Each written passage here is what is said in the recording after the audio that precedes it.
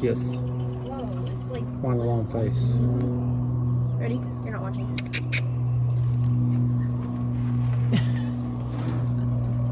That is the biggest chicken I've ever seen.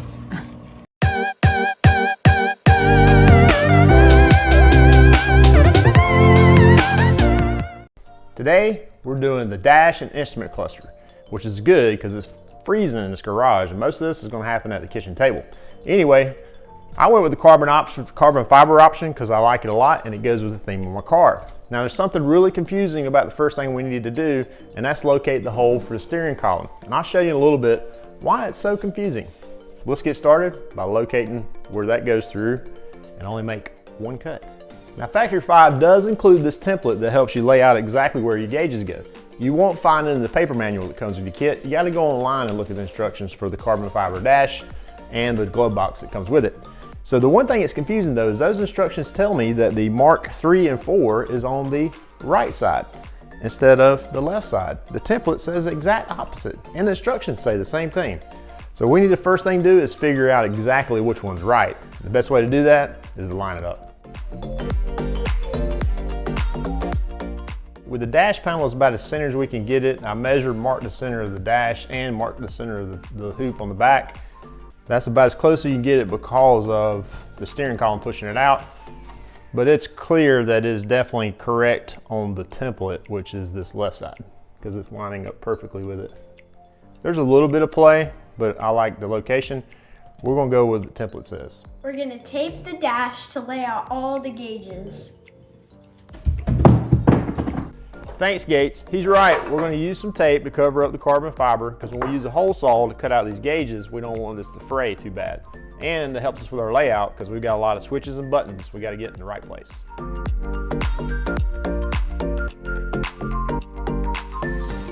All right, but now with the tape on there protecting that, we can put the template on here and make our marks for the center of the gauge where they go. Factory 5 also provides this button and switch template that goes here. But we got to do some thinking here because I got a different layout for that. So let's lay this out and mark it. Okay, here's my layout. I'm going with the fuel, oil pressure, oil temperature, oil pressure, volts, water temperature, miles per hour. Miles per hour, water temperature, and fuel kind of in the critical eye line, and RPM on this side. Can't see my hand, but this side of the steering wheel. So what we didn't do that was trace out where these holes go and then cut some holes. Okay, you could just trace these out, but actually what I did is went down to the Hiba and got a nice little hole saw kit. I think this was like 10 bucks. It was a really good deal they had on it going right now. And then it's got all kinds of hole options. So what you're gonna do is select the bit that works for each one, and where we put the steering column through, it's 1.5 inches. You'll do 2.5 inch holes. We'll take it outside, put the template back on, and we'll run an 1/8 inch pilot hole through this, and then drill the rest of them out to the right size. And welcome to the back porch. Good place to build. This stuff gets real dusty, so instead of relying on my marks, I'm just going to reapply the template and drill 1/8 inch pilot holes.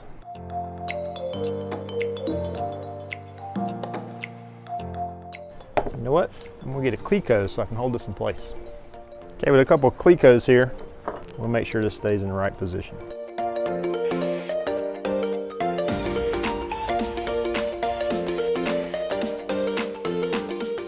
Now ready to hole saw. So the sizes we got 1.5 inches for the steering column. For the smaller gauges, it came out to 2 1/8 inch. You can see it clearly fits really well. And for the larger gauge, 3.5 inch. I think the manual that's online says something different, but you can clearly see that that's what it needs to be. We'll start with the steering shaft. I'm going to use my template to protect the table I built. That was another Ponder project. I didn't video that.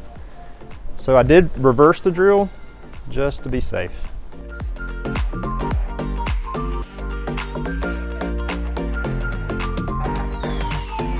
Pretty clean.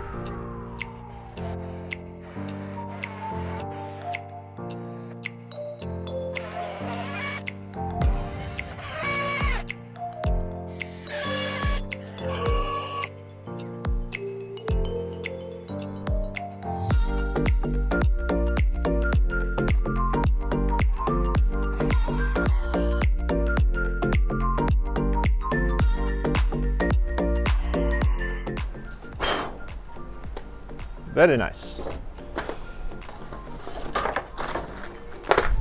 And messy. Definitely something you drill outside, and it's a perfect day for it. It's cool and windy, so it just blows everything away. The drill got in my hand right here, but let's see how we did.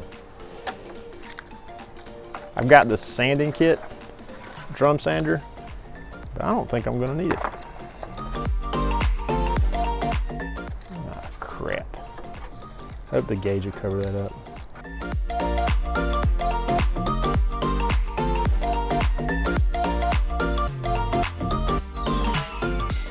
I do need the sander here, and you saw me put support under it. That's because after that first time, it jumped out of my hand right here, so that's going to be on the edge of the gauge bezel. So we are going to sand these down a little bit right here too.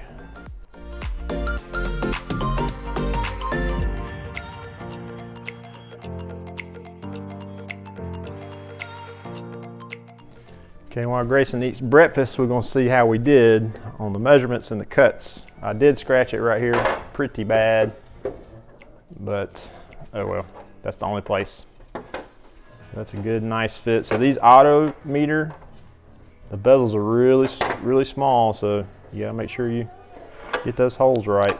But that fits good. And then our small gauges. Whew, that is close. But they fit well, really good as well. So now I need to lay out my buttons and some of my indicator lights while Grayson finishes eating breakfast. Wave, Grayson. So now I got the accessory buttons lined out here. These are going to be a push button self-canceling turn signals. That's the starter button, headlight, because that's the exact distance I need. Horn, alternator charge light. I think that's all I need. So same process, we'll pilot with an 1/8 inch.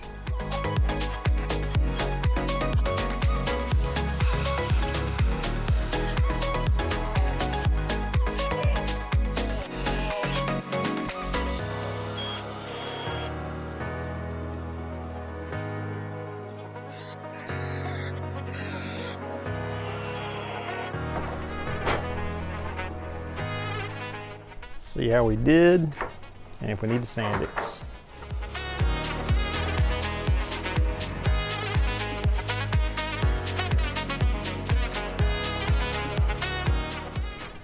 No scratches that time. Now let's check fitment for everything. So this is the turn signal button. Those are about perfect. So those are good. Starter button needs to be bigger, and I don't want to go to the next hole saw because you just use the sander to get it where you need it. I may have messed up.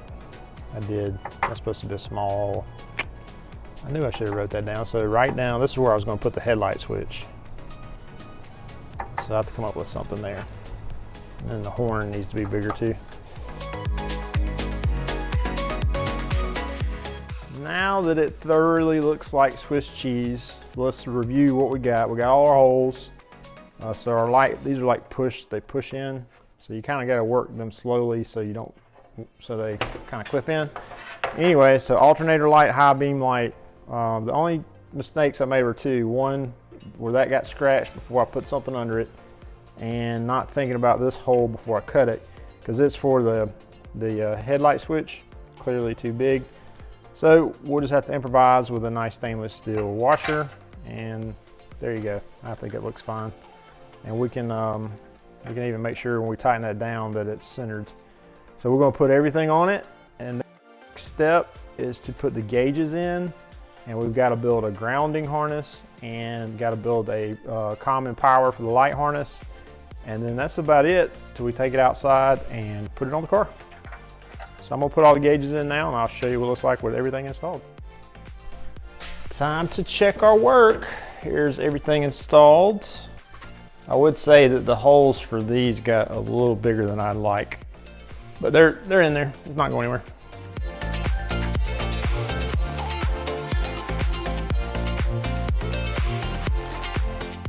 All in all, it looks pretty good. That'll do. Now we'll take it back inside, start building some harnesses.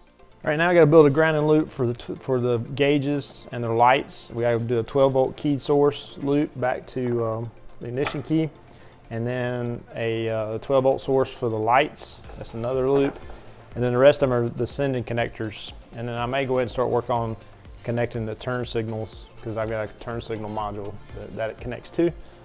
So for the next hour or two, I'll be building wiring harnesses. And there we go. That's the wiring harnesses built. So you have a common 12-volt switch to the key. You got a switch to your headlights, so it turns your gauge lights on, and then you have ground. And then I'm having to try to figure out connecting those turn signal buttons. So the next thing we're going to do is put the door on the glove compartment. Went ahead and built the glove box and put it on the dash. Didn't show you all that because it's kind of frustrating, to be honest with you, but just take your time and get the attachment correctly and spaced right, and it fits just fine. So what we do, we've got it temporarily mounted to the chassis. We've got our steering column centered. We're probably going to have to trim off these tabs here because you can see the hinge is hitting it. These should tuck in behind here, but with the carbon fiber, it's not going to bend enough where you can attach it. So really all it needs to do is tuck behind the body when we mount it. Now the manual calls for 5 points to mount. We're only going to do 3, and we're going to do it on each end in the middle. And we're going to mount it as high as we possibly can, making sure that body curve covers as fasteners when we put the body on. So let's mark those holes and drill them out.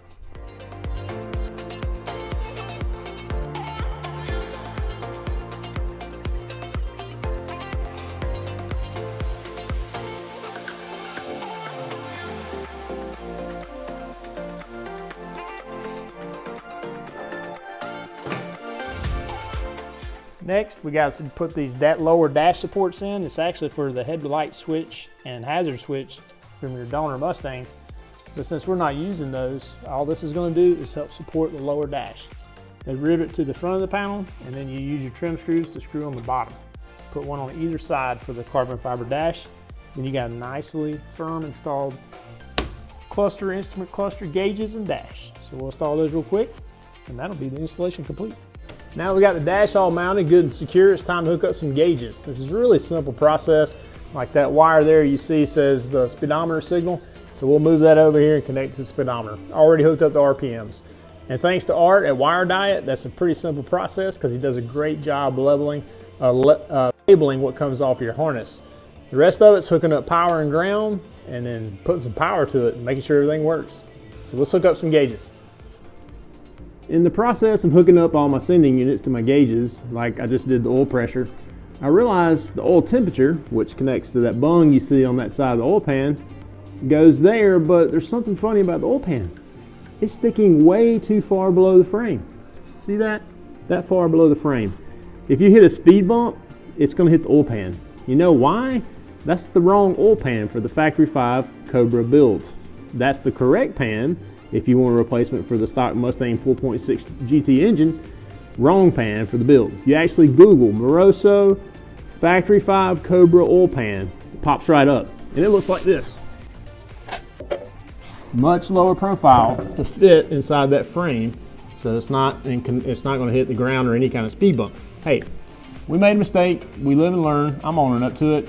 That's about a $600 mistake because I can't resell that. It's too late to send it back. Anyway, we're going to swap these out so we can finish hooking up the gauges. You live and learn.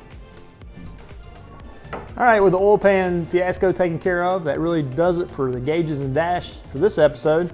Pretty short, pretty sweet, pretty simple, but take your time doing it because you want to make sure you get it right. Got a couple scratches I got to deal with. But next, before we put the power on to the system by hooking up the battery, we're going to go ahead and temp in the lights so we make sure we don't have any ground fault issues.